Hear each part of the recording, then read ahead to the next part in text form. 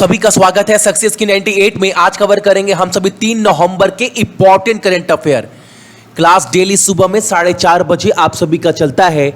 अच्छा, चैनल के ऊपर जो भी नया है ना, चैनल को सब्सक्राइब करने के बाद नोटिफिकेशन के घंटे को दबा दीजिएगा ताकि हर एक क्लास का अपडेट कम से कम आप सभी को मिलता रहे और आपका एक भी क्लास बिल्कुल भी मिस ना हो। और इस क्लास का सारा जो पीडीएफ है ना, आपको टेलीग्राम के ऊपर शेयर कर दिया जाएगा। टेलीग्राम के ग्रुप का नाम क्या है आपका?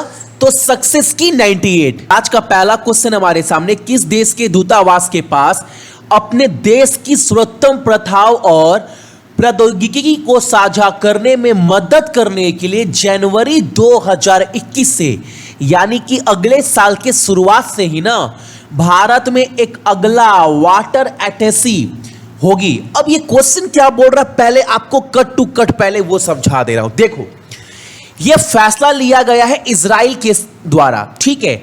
इनका कहना है इजराइल का जो दूतावास है ना भारत में, इजराइल का जो दूतावास है ना भारत में, वहां पर उस दूतावास में, उस एम्बेसी में एक अलग से डिपार्टमेंट जोड़ा जाएगा जिसका नाम क्या दिया गया है आपका? वाटर अटैची। अब ये काम क्या करेगा? जो वाटर आप देख पा रहे हो, वाटर का मतलब क्या होता है? पानी। अब ये क्या करेगा? इसका जोड़ने का मेन टारगेट क्या है भैया? ये अलग से क्यों जोड़ रहा है अपने दूतावास में ये department?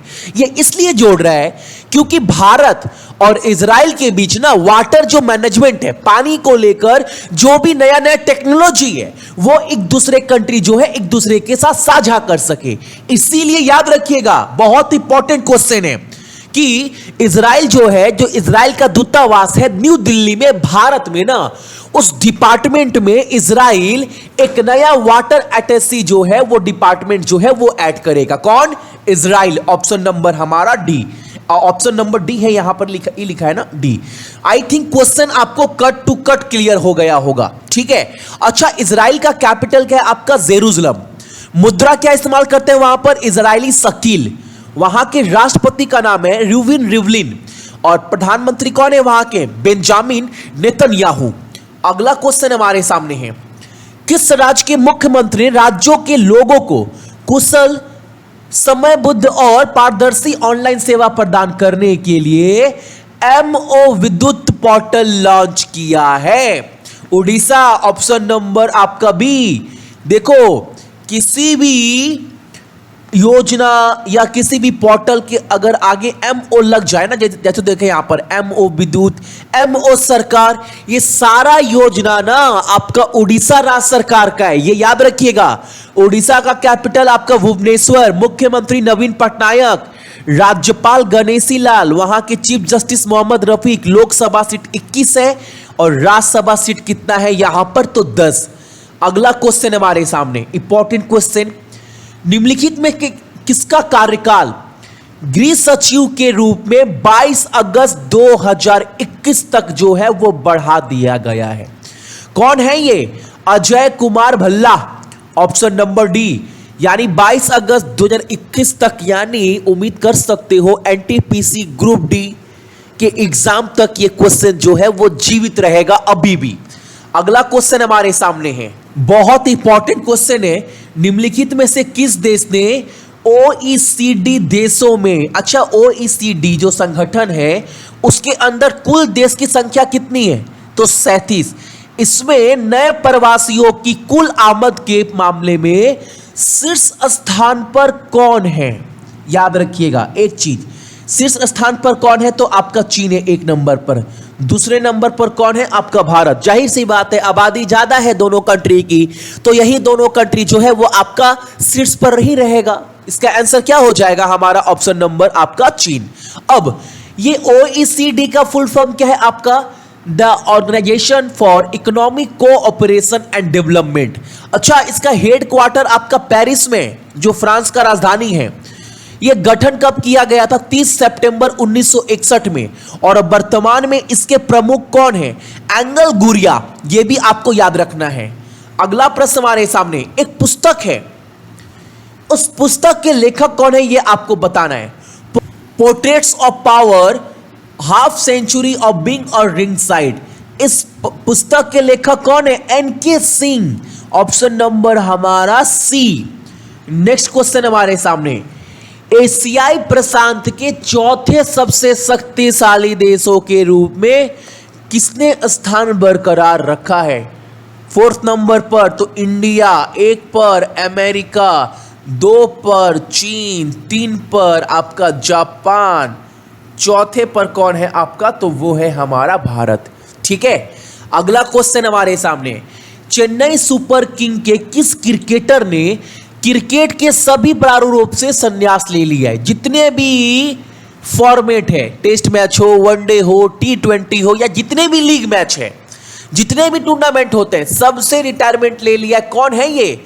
Shane Watson, option number हमारा बी, जो ऑस्ट्रेलिया के क्रिकेटर हैं। अगला क्वेश्चन हमारे सामने है, महिला T20 चैलेंज के शीर्षक प्रायोजक के रूप में किसे चुना गया है, यानी स्पॉन्सर?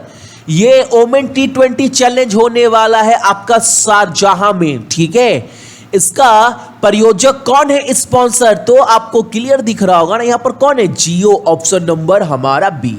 अगला क्वेश्चन हमारे सामने, दीपावली आ रहा है, तो दीपावली बोलो, दिवाली बोलो, किस राज्य के मुख्यमंत्री ने पटाखों की बिक्री पर प्रतिबंध लगा दिया है? और ये सब किया गया है कोविड-19 को देखते हुए, क्योंकि आपको सभी को पता है कोविड-19 में जो सबसे मेन रोल है वो सांस का प्रॉब्लम, इम्यून सिस्टम, और अगर पॉल्यूशन फैलेगा तो सबसे ज्यादा अटैक यही करेगा, सभी को पता है। तो अब आपको वहां पर पटाखे बिक्री होते हुए नहीं दिखेगा, तो वहां पर बिकेगा भी नहीं बिल्कुल भी। और ये किसने बैन लगाया है? तो आपका राजस्थान सरकार ने क्लियर बोल दिया है कि राजस्थान में कहीं पर भी पटाखा बेचना इस बार अलाउड नहीं है। कोई भी पटाखा हो, फुलझड़ी से लेकर कुछ भी अलाउड नहीं है। ऑप्शन क्या होगा हमारा? ए। राजस्थान के CM, governor, chief justice, Lok Sabha, Rajya Sabha, ये आपको कमेंट कर बताना है। और आसान वाला मैं बता दे रहा हूं, यहां का राजधानी जयपुर है। अगला क्वेश्चन हमारे सामने है, green storm international nature photography प्रतियोगिता किसने जीती है? उनका नाम बताना है। बांग्लादेश के ये रहने वाले हैं। क्या नाम है इनका? तो इनका नाम है रकीत उल करीम रकीम। ऑप्शन नंबर हमारा क्या? Option number B. याद रखिएगा, green storm international nature photography जो ये प्रतियोगिता है वो किसने जीता है? तो ऑप्शन नंबर आपका बी, यह बांग्लादेश के रहने वाले हैं। तो ये थे आपके इंपॉर्टेंट करेंट अफेयर 3 नवंबर का। ठीक है, क्लास अच्छा लगा होगा लाइक कर दीजिएगा। और क्लास का टाइमिंग आप सभी को पता है, मैथ का क्लास भी शाम को 6 बजे आपका चलेगा, शेड्यूल मैंने लगा दिया है। चैनल को सब्सक्राइब कर लीजिएगा ताकि एक भी क्लास आपका ना छूटे और टाइम पर जो है वो नोटिफिकेशन आप सभी को मिल जाए। मेरे जितने भी भाई बहन हैं सभी को बहुत बहुत गुड मॉर्निंग।